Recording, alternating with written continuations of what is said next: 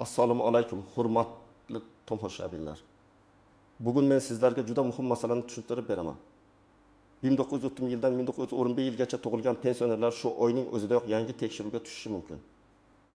Bu gap ayniqsa pensiya olayotganlar, ota-onasi yoki buyisi bobosi pensiyada bo'lgan oilalar uchun juda muhim. Chunki bitta noto'g'ri hujjat, bitta yangilanmagan ma'lumot yoki bitta tushunmovchilik pensiya to'lovining kechikishiga, qayta hisob kitobga yoki ortiqcha to'langan summa bo'yicha talab qo'yilishiga sabab bo'lishi mumkin. Men bugun vahima qilish uchun emas, balki sizni tayyorlash uchun gapiryapman. Bu ma'lumotni oxirigacha eshiting. Chunki men kimlar tekshiruvga tushishi mumkinligini, kimlar xavotir olmasligi kerakligini, qanday hujjatlar kerak bo'lishini, qayerga murojaat qilishni va eng muhimi, qanday xatolarga yo'l qo'ymaslikni sodda tilda tushuntiraman. Hozirning o'zida kanalga obuna bo'ling va videoga like bosing. Chunki bunday ma'lumotlar ko'p oilalarda bir kishining emas, butun ro'zg'orning daromadiga ta'sir qiladi. Avval vaziyat qanday edi? Oldin ko'p hollarda pensioner bir marta pensiyaga chiqqandan keyin uning hujjatlari arxivda turardi. Pensiya esa har oy odatdagidek to'lanardi.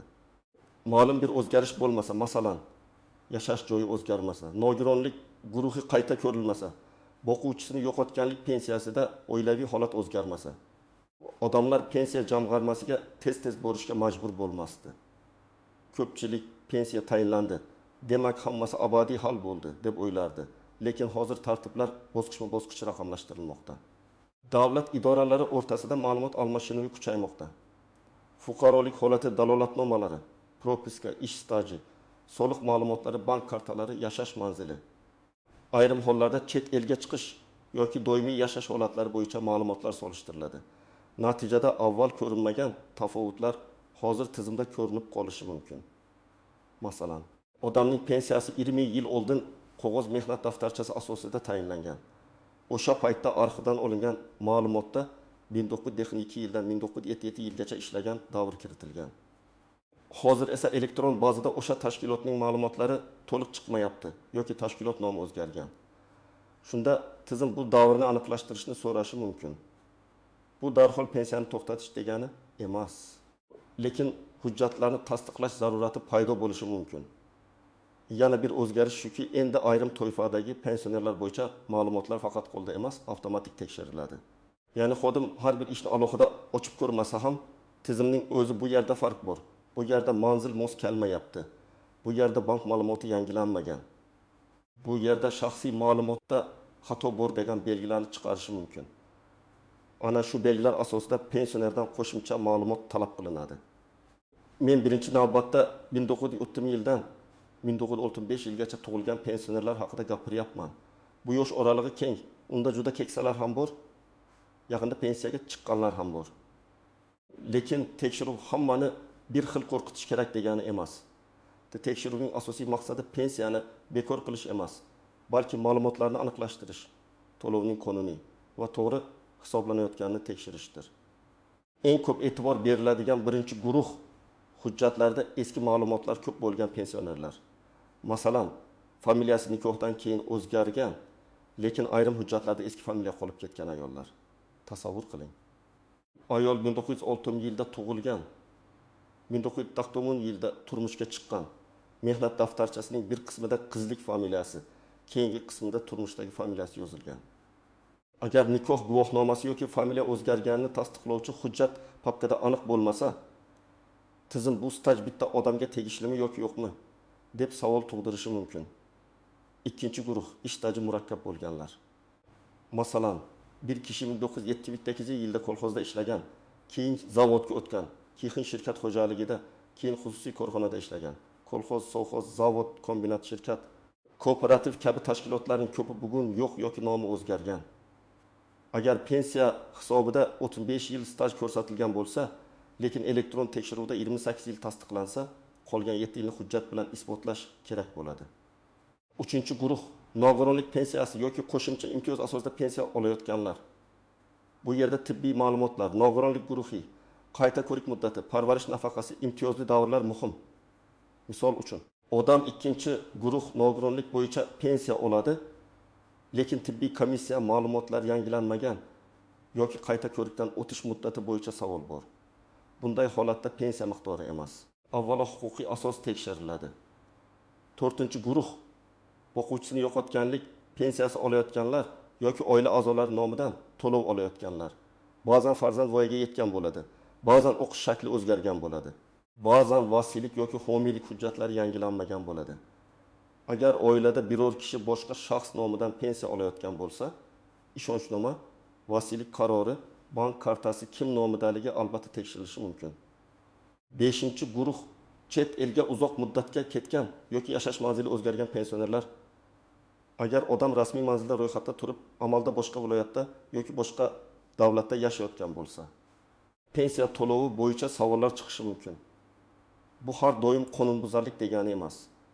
Lekin davlat idorasi pensionerning tirikligi, yashash joyi to'lovni o'zi olayotgani va hujjatlar to'g'ri ekanini bilishi kerak. Agar sizning pasport yoki ID kartangiz yangilangan bo'lsa, bank kartangiz ishlayotgan bo'lsa, pensiya o'zingizning nomingizdagi hisobga tushayotgan bo'lsa, yashash manzilingiz rasmiy hujjatlarda to'g'ri ko'rsatilgan bo'lsa va pensiyangiz yaqinda qayta hisoblangan bo'lsa, katta xavotirga o'rin yo'q. Bunday odamlar ham tekshiruv ro'yxatiga tushishi mumkin. Lekin odatda ulardan ortiqcha hujjat talab qilinmaydi. Masalan, 1952 yilda tug'ilgan erkak 2020 yilda pensiyaga chiqqan. Barcha staji elektron bazada ko'rinadi. Soliq ma'lumotlari bor. ID kartasi amalda, bank kartasi faol. Bunday holatda tekshiruv avtomatik o'tib ketishi mumkin. U odam pensiya jamg'armasiga borish shart bo'lmasligi ham mumkin. Yoki 1927 yilda tug'ilgan ayol har oy pensiyasini bank kartasi orqali oladi. Yashash joyi o'zgarmagan. Familiya bo'yicha barcha hujjatlari tartibda. Unda ham xavotir kam. Lekin men baribir qarindoshlarga maslahat beraman. Keksa odamlarning hujjatlarini bir marta ko'zdan kechiring. Chunki muammo chiqqandan keyin yugurishdan ko'ra oldindan tekshirib qo'yish ancha oson. Birinchi misol. 1962 yilda tug'ilgan ayol 2020 yilda pensiyaga chiqqan. Uning umumiy staji 32 yil deb hisoblangan. Pensiya miqdori shartli ravishda aytaylik 20.600.000 so'm. Tekshiruv paytida ma'lum bo'ladiki, 1994 yildan 1999 yilgacha bo'lgan ish davri mehnat daftarchasida bor, lekin arxiv ma'lumotida tashkilot nomi boshqacha ko'rsatilgan. Agar ayol arxivdan tasdiqlovchi ma'lumot olib kelsa, hammasi joyida qoladi. Agar olib kelmasa, vaqtincha qayta hisob-kitob masalasi ko'tarilishi mumkin. Shuning uchun bunday holatda eng muhim ish o'sha tashkilotning huquqiy vorisi yoki tuman arxividan ma'lumot olish. Ikkinchi misol. 1938 yilda tug'ilgan otaxon pensiyasini o'g'lining kartasi orqali olayotgan bo'lishi mumkin. Oila ichida bu odatiy ko'rinadi. Otaxon bankka bora olmaydi, o'g'li olib keladi. Lekin huquqiy tomondan pensiya kimga tayinlangan bo'lsa, to'lov ham o'sha shaxsning nomiga bog'langan bo'lishi kerak. Agar ishonchnoma bo'lmasa yoki bank hisob raqami noto'g'ri rasmiylashtirilgan bo'lsa, tekshiruv paytida savol tug'iladi. Bunda darhol jazolash emas, hujjatni to'g'rilash talab qilinadi. Notarius orqali ishonchnoma rasmiylashtirish, bankda tegishli tartibni yangilash yoki uyga xizmat chaqirish kerak bo'ladi. Uchinchi misol. 1905 yilda tug'ilgan kishi boshqa viloyatga ko'chib ketgan. Lekin eski manzilda ro'yxatda qolgan. Pensiya eski hudud bo'yicha tayinlangan. Tizimda uning tibbiy xizmat olishi, bank operatsiyalari va manzil ma'lumotlari boshqa hududda ko'rina boshlasa, savol tug'ilishi mumkin. Bu yerda odamning aybi bo'lmasligi ham mumkin, lekin manzilni yangilamaslik keyinchalik hujjat almashinuvida muammo beradi. To'g'ri yo'l. Yangi yashash joyi bo'yicha ro'yxatni tartibga keltirish va pensiya jamg'armasiga xabar berish. 4-misol. 1965 yilda da tug'ilgan ayol hali oddiy yoshga doir pensiya emas, balki imtiyozli asosda pensiya olayotgan bo'lishi mumkin. Masalan, zararli mehnat sharoitida ishlagan, ko'p farzandli ona sifatida imtiyoz olgan yoki boshqa maxsus asos mavjud.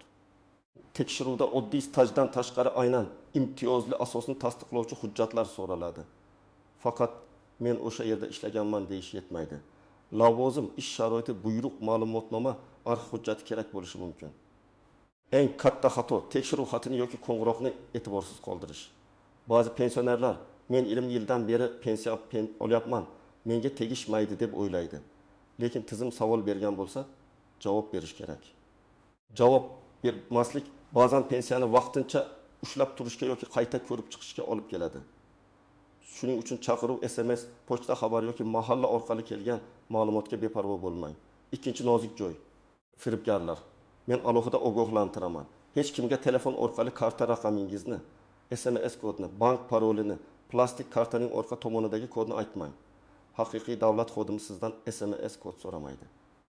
Agar kimdir pensiyangiz tekshiruvda kartangiz blok bo'lmasligi uchun kodni ayting desa, bu firibgarlik bo'lishi ehtimoli juda yuqori. Bunday holatda suhbatni to'xtating va rasmiy telefon raqamlari orqali o'zingiz aniqlashtiring. Uchinchi nozik joy, ortiqcha to'lov masalasi. Ba'zan tekshiruvda pensiya bir necha oy yoki bir necha yil noto'g'ri hisoblangan degan xulosa chiqishi mumkin. Bu holat har doim pensioner ataylab noto'g'ri ma'lumot bergan degani emas. Xato idorada ham, arxivda ham, hujjat kiritishda ham bo'lishi mumkin. Lekin agar ortiqcha to'lov aniqlansa, uni qaytarish yoki kelgusi pensiyadan ushlab qolish masalasi ko'riladi. Shu sababli har bir hujjatni yozma tarzda topshirish, ariza nusxasini saqlash, qabul qilingan sanani bilish muhim. 4-chi nozik joy, familiya, ism va tug'ilgan sana xatolari. Eski hujjatlarda bitta harf farqi ham uchraydi. Masalan, Karimova bir joyda Karimova, boshqa joyda Karimova M. Yana bir hujjatda otasining ismi boshqacha yozilgan. Ba'zan tug'ilgan sana Inikumay o'rniga Erinminmay bo'lib ketgan bo'ladi. Oddiy ko'ringan bunday xatolar stajni tasdiqlashda jiddiy to'siq bo'lishi mumkin. Bunday vaziyatda FHDYO, arxiv yoki sud orqali hujjatlarni aniqlashtirish talab qilinishi mumkin. 5-chi nozik joy. Ishonchnoma orqali pensiya olish. Keksalar orasida bu juda keng tarqalgan. Agar pensioni yura olmasa, farzandi, nabirasi yoki qarindoshi pensiyani olib beradi. Bu mumkin, lekin hujjati to'g'ri bo'lishi kerak. Ishonchnomaning muddati o'tmaganmi? Unda aynan pensiya yoki bank mablag'larini olish vakolati yozilganmi? Pensionerning shaxsi va vakilning shaxsi to'g'ri kiritilganmi? Bularni tekshirish kerak. Endi eng muhim qismga o'tamiz. Siz nima qilishingiz kerak? Men buni aniq tartibda aytaman. Birinchi qadam, hujjatlarni bitta joyga yig'ing. Pasport yoki ID karta, pensiya guvohnomasi, mehnat daftarchasi, arxiv ma'lumotnomalari, nikoh yoki ajrim guvohnomasi. Familiya o'zgarganini tasdiqlovchi hujjatlar, nogironlik bo'yicha tibbiy hujjatlar, bank kartasi ma'lumotlari, ishonchnoma bo'lsa, uning nusxasi, yashash manzili bo'yicha hujjatlar tayyor tursin. Hujjatlarni alohida papkaga solib qo'ying. Keksa odamning o'zi ham, farzandlar ham qayerda nima turganini bilsin. Ikkinchi qadam, shaxsiy ma'lumotlarni solishtiring. Pasportdagi ism, familiya, otasining ismi va tug'ilgan sana mehnat daftarchasidagi ma'lumot bilan mosmi? Nikoh guvohnomasidagi familiya o'zgarishi tushunarlimi? Pensiya hujjatlaridagi raqamlar to'g'rimi? Buni tekshiring. Agar bitta harf farqi bo'lsa ham, mayli, o'tib ketadi demang. Oldindan maslahat oling. 3-chi qadam, bank masalasini tartibga keltiring. Pensiya qaysi kartaga tushyapti? Karta kim nomida? Amal qilish muddati tugamaganmi? Telefon raqami o'zgarmaganmi? Bank ilovasiga begona odam ulanmaganmi? Bularni tekshiring. Agar pensioner kartadan foydalana olmasa, rasmiy ishonchnoma yoki bankdagi qonuniy vakillik tartibini aniqlang. Hech qachon karta va PIN kodni tasodifiy odamlarga bermang. 4-chi qadam, pensiya jamg'armasi yoki mahalladagi mas'ul xodimdan rasmiy ma'lumot oling. Agar sizga tekshiruv haqida xabar kelgan bo'lsa, qaysi hujjat kerakligini aniq so'rang. Hamma hujjatni olib keling degan umumiy gap bilan cheklanib qolmang. Masalan, qaysi yillar bo'yicha staj tasdiqlanmayapti? Qaysi tashkilot bo'yicha ma'lumot kerak? Qaysi hujjatda xato bor? Arizani qanday shaklda yozaman deb so'rang. Aniq savol aniq javob beradi. 5-chi qadam, ariza yozganda nusxa qoldiring. Agar siz pensiya jamg'armasiga, arxivga, FHDYO yoki boshqa idoraga ariza topshirsangiz, arizaning nusxasiga qabul qilingan sana va raqam qo'ydirib oling. Elektron murojaat qilsangiz, murojaat raqamini saqlang. Bu keyinchalik men murojaat qilganman deb isbotlash uchun kerak bo'ladi. 6-chi qadam, arxiv hujjatlarini vaqtida so'rang. Eski ish joyi yopilgan bo'lsa, tuman yoki viloyat arxiviga murojaat qilinadi. Arxivdan javob darhol chiqmasligi mumkin. Ba'zan 10 kun, ba'zan 15 kun, ba'zan undan ko'proq vaqt ketadi. Shuning uchun oxirgi kungacha kutmang.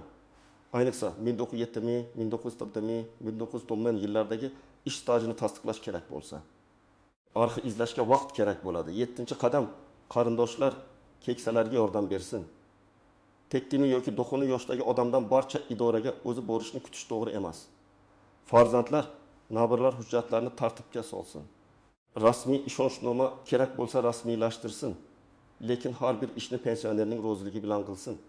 Pensiya keksaning shaxsiy huquqi va shaxsiy daromadi ekanini unutmaslik kerak.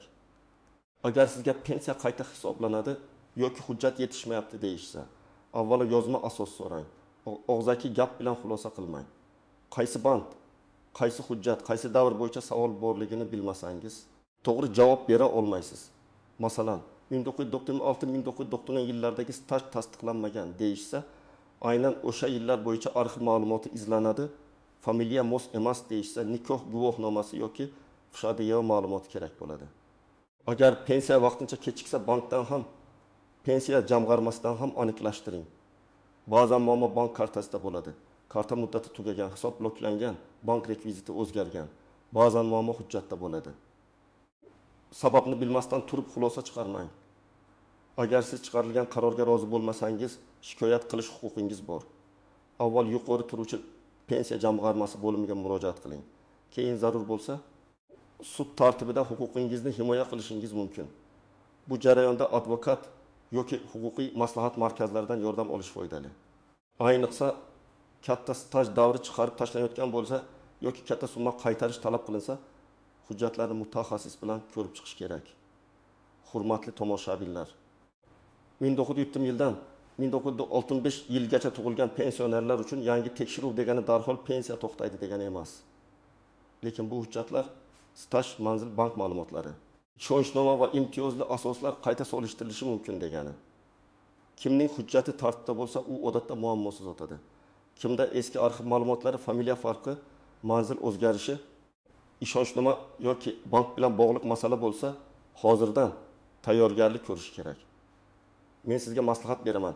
Bugunoq ota-onangiz, buvinggiz, bobongiz yoki o'zingizning pensiya hujjatlaringizni tekshirib chiqing. Pasport, mehnat daftarchasi, arxiv ma'lumotlari, bank kartasi va ishonchnomalarni tartibga keltiring. Xabar kelsa e'tiborsiz qoldirmang. Firibgarlarga SMS kod bermang. Har bir murojaatni yozma qiling va nusxasini saqlang. Sizning oilangizda pensiya tekshiruvi bo'yicha savol yoki muammo bo'lganmi? Izohlarda yozing. Men keyingi videolarda eng ko'p uchraydigan holatlarni alohida tushuntirib beraman. Videoga like bosing, kanalga obuna bo'ling va bu ma'lumotni pensioner yaqinlaringizga albatta yuboring. Bu oddiy ehtiyot chorasi, lekin ko'p oilalarning pensiya to'lovi o'z vaqtida va to'g'ri kelib turishiga yordam beradi.